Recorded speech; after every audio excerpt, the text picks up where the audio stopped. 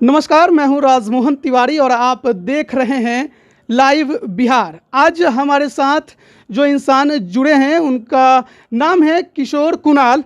पूर्व IPS officer रहे हैं एवं पूर्व कुलपति, साथ ही महावीर मंदिर जो ट्रस्ट है उसके सचिव भी हैं। सबसे पहले सर तो धन्यवाद कि आपने हमें समय दिया।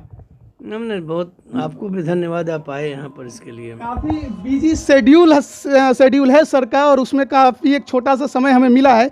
सवाल ज़्यादा नहीं है, एक ही है कि महावीर मंदिर जन सेवा को लेकर काफ़ी कुछ कर रही है। कौन कौन से वो क्षेत्र हैं और क्या कुछ काम जो हैं वो चल रहे हैं? अभी केवल मैं अनक्षेत्र के बारे में बोलना चाहूँगा। अनक्षेत्र हम लोगों के धर्म में या भारतीय संस्कृति में भूखों को भोजन देना सबसे बड़ा पुण्य माना जाता है। इसी को ध्यान में रखते हुए महावीर मंदिर ने अनेक स्थानों पर अनक्षेत्र चलाया है। सबसे बड़ा अनक्षेत्र हम लोगों का अयोध्या में चलता है।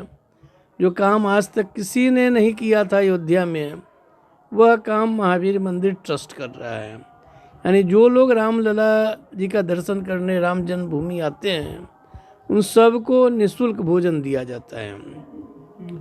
और करीब 1000 से 1200 लोग अभी भी प्रतिदिन भोजन करते हैं, जबकि इसके कारण यह संख्या कम हुई है कोरोना के कारण।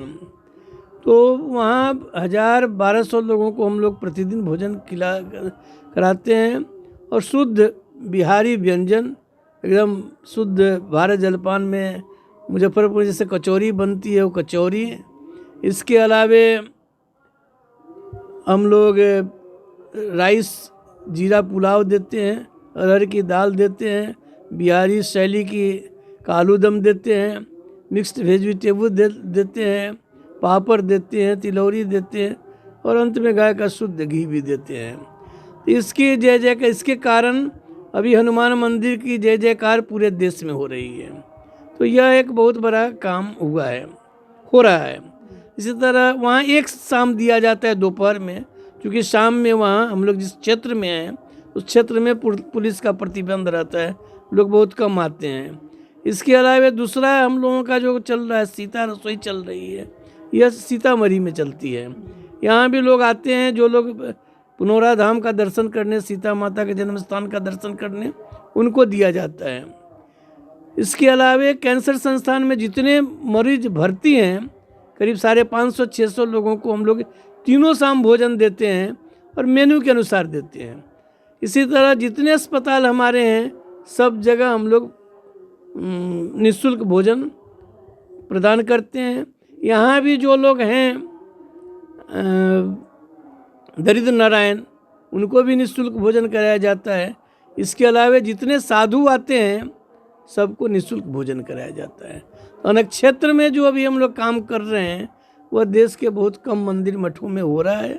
और अयोध्या में जो राम रसोई चल रही है, पूरे देशवासी बोलते हैं कि इतना सुंदर भोजन, इतना स्वादिष्ट भोजन पूरे देश में कहीं भी नहीं होता है। और सबसे इसकी विशेषता है कि हम लोग इस राम रसोई के लिए कहीं भी 1 रुपया नहीं लेते हैं। वहाँ देना भी चाहते हैं तब भी हम लोग 1 रुपया नहीं लेते हैं।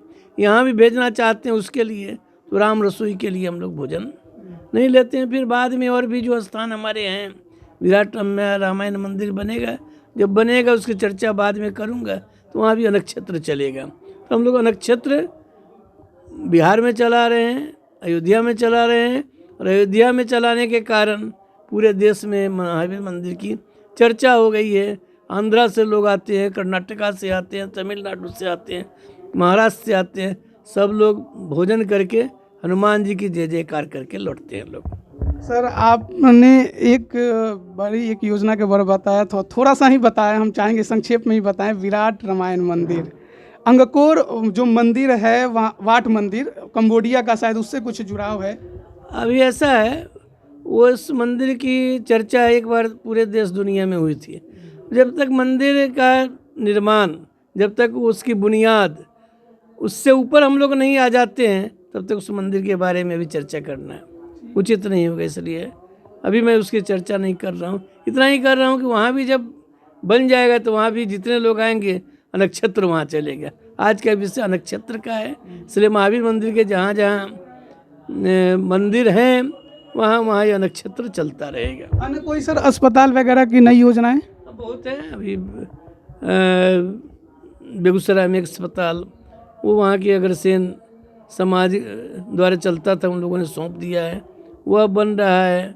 इसके अलावा यहाँ भी पटना में सीनियर सिटीजन्स लोगों के लिए अस्पताल बनाने का प्रोग्राम है। और हो सकता है अभी अगले साल का जो बजट बनेगा उसमें हम लोग वृद्ध लोगों के लिए भी, जो सीनियर सिटीजन्स हैं, वृद्ध करना तो अच्छा नहीं लगेगा, उन लोगों के लिए भी कुछ हम लोग करने जा रहे हैं। तो सर के पास समय की थोड़ी कमी है, तो काफ़ी मशक्क़त के बाद इतना समय हमें मिला था।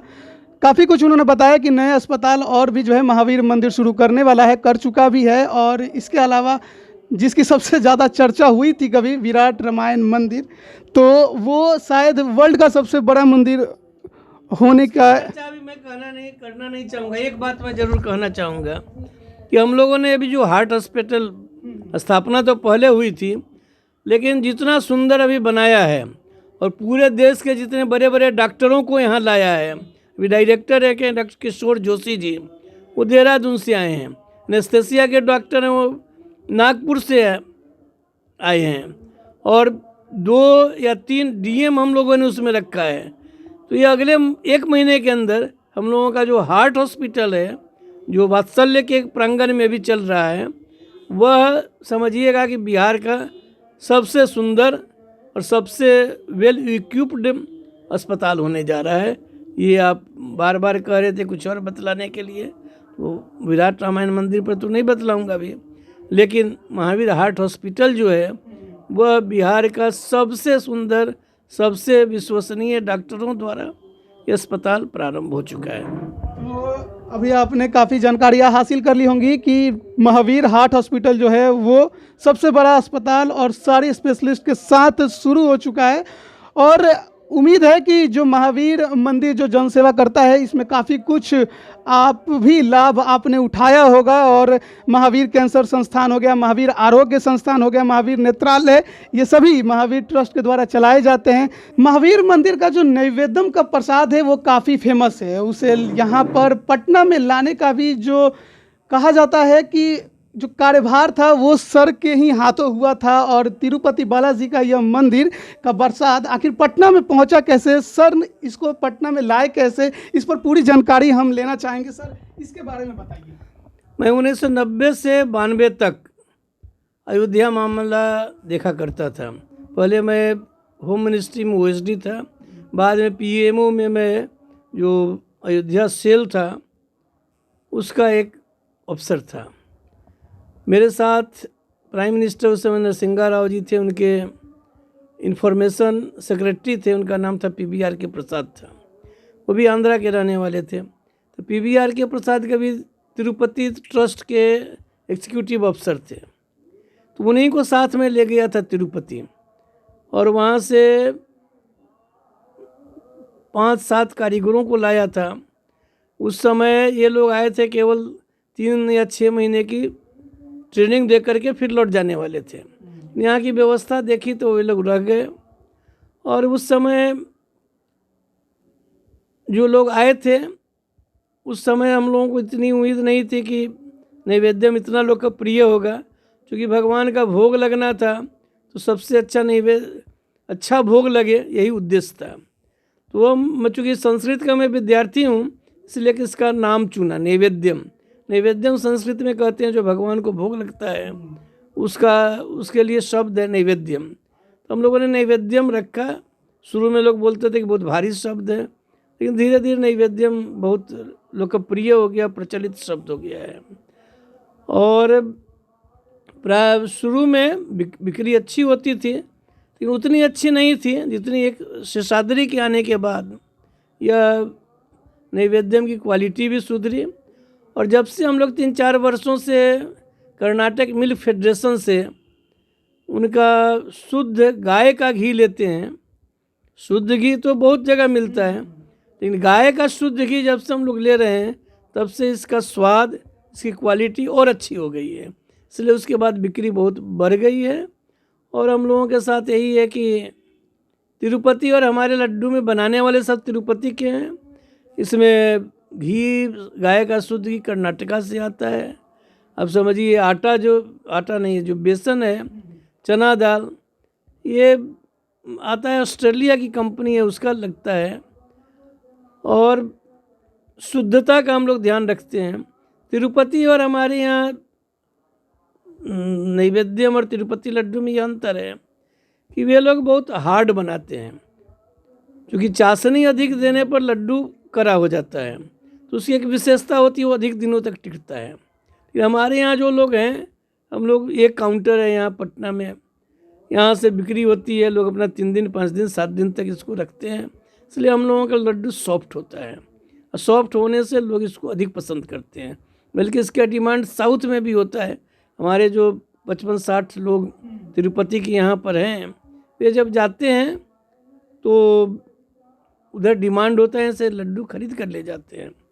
दूसरी बात है कि तिरुपति के साथ जब हम लोगों का कंपटीशन चल रहा था, कंपटीशन नहीं मतलब जब तिरुपति के लोग यहाँ काम कर रहे थे, इस बीच तिरुपति ने क्या किया है कि उनके जितने कर्मचारी हैं लड्डू बनाने वाले, सबको उन लोगों ने सरकारी कर्मचारी का दर्जा दे दिया, सप्ताह में छुट्टी दे दी। फिर अधिकांश लोग चेन्नई के रहने वाले हैं, चेन्नई से लाने जाने की बस सुविधा दे दी। तो एक समय तो ऐसा लग रहा था कि हमारे यहाँ कोई रहेगा ही नहीं, सब लौट जाएंगे।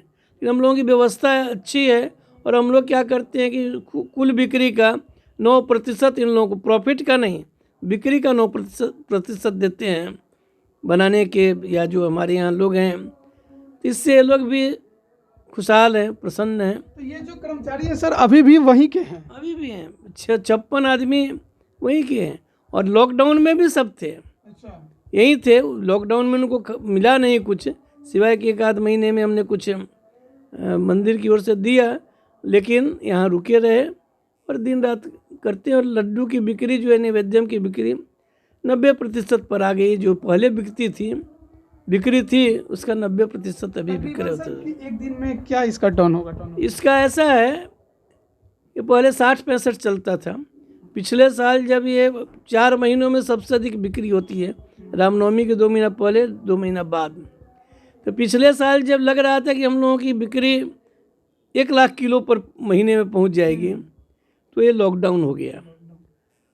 इस बार अभी तो नहीं, अभी कम समझिए 70 से 80 हज़ार किलो प्रति माह बिकती है। लेकिन इस बार फिर उम्मीद करते हैं कि रामनवमी के पास आते आते 1 लाख किलो हर महीने में बिके, ये हम लोगों का टारगेट है। और यह बिक्री, लड्डू की बिक्री, प्रसाद की बिक्री तिरुपति के बाद देश में सबसे अधिक है। लड्डू की बिक्री, नैवेद्यम की बिक्री तिरुपति के बाद देश में सबसे अधिक है, सबसे शुद्ध है। हम लोग यहाँ के बाद जाए, इसको हम लोगों ने ये नहीं रखा है, कॉमर्शियल नहीं बनाया है। भगवान को चढ़ाने के लिए डिब्बे पर लिखा रहता है कि यदि आप खरीदते हैं तो भगवान को चढ़ाए बगैर इसका उपभोग नहीं करें। पहले तो लिखते थे पाप है, लोगों ने कहा कि नहीं, कभी कभी कर लेते हैं तो डर लगता है, तो वो निषेध किया हुआ है कि नहीं करें। इसलिए यदि हम लोग बाज़ार में इसको भेज दें तो 1 लाख क्या, महीने में 10 लाख किलो बिकना प्रारंभ हो जाएगा। लेकिन हम लोगों ने नैवेद्यम की गरिमा बनाए रखी है, भगवान का भोग है, भगवान के लिए ही ये बनता है, इसलिए भगवान के लिए ही अर्पित किया जाए। सर के पास समय कम है, लेकिन काफ़ी कुछ जानकारियां हमने हासिल की। आगे भी हम बात करते रहेंगे, अगर कुछ योजनाएं होंगी तो सर हमें ज़रूर बताएंगे। धन्यवाद सर। बहुत बहुत धन्यवाद। HS बिहार अब बन गया है लाइव बिहार।